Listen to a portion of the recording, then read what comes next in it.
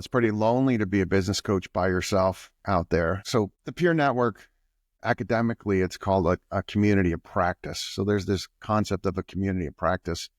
I had been an EO for 12 years and just had a great experience as an entrepreneur having an EO forum that I was a part of. And so as I started to scale my practice, the newer folks, I wasn't necessarily as interested in some of the things they were talking about. And the more advanced folks, maybe what I was talking about was less relevant. So I decided to build a community of practice. We called it the Honeybadgers. I took the 12 top EOS implementers at the time and I created a Honeybadger creed and said, here's what we're going to do. We're going to talk about the following things: practice management, business development, trouble in the session room. We're going to support each other along the way.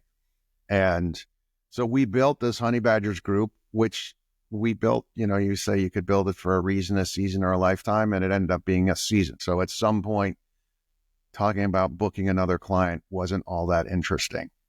And if I needed help on some specific element, I had a relationship with those 12 people and I knew who to call, who was an expert at the different elements. So it was an amazing experience. It helped us all get better. I mean, Mark O'Donnell was in the group.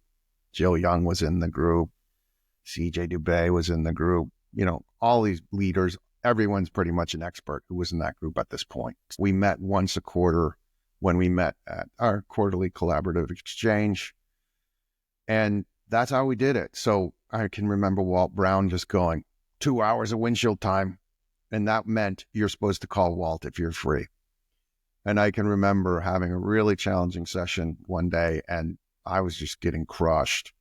And, I said, hey, 911, who's available? And Walt jumped on the phone and helped me through that process. I just had a Vistage talk at Cheer World in January in Orlando, and there were some challenges in the talk. Chris White, who had been part of the Honeybadgers, happened to be in the room. So during the talk, I just went and talked to him and still used my Honeybadger relationship to help me stay in the game. So it was fabulous.